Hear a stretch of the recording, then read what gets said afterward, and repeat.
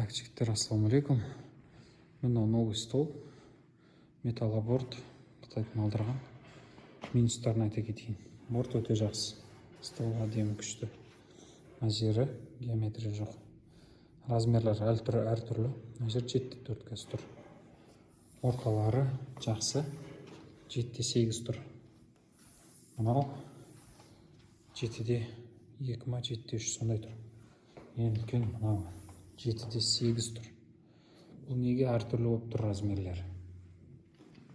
Оларды жаңағы заводтың размерімен қоятын болсақ, бұл жерде геометриясы болмайды.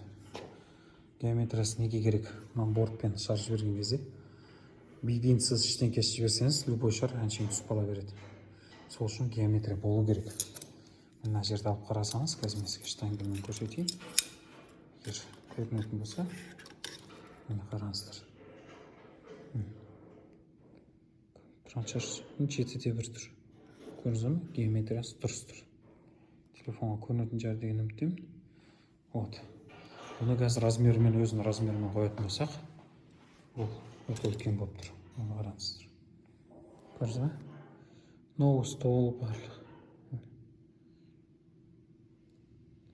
7-8 тұр.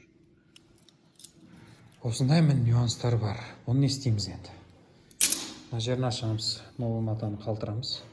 Астына аккуратно клейт етеміз, чтобы бәрі түзу келтіретіне размерлерін келтіреміз. И сосын барып столдың бәрін жинайтын боламыз. Мына осындай жұмыс болады. Новый стол, бірақ жұмыс өте көп. Осылай.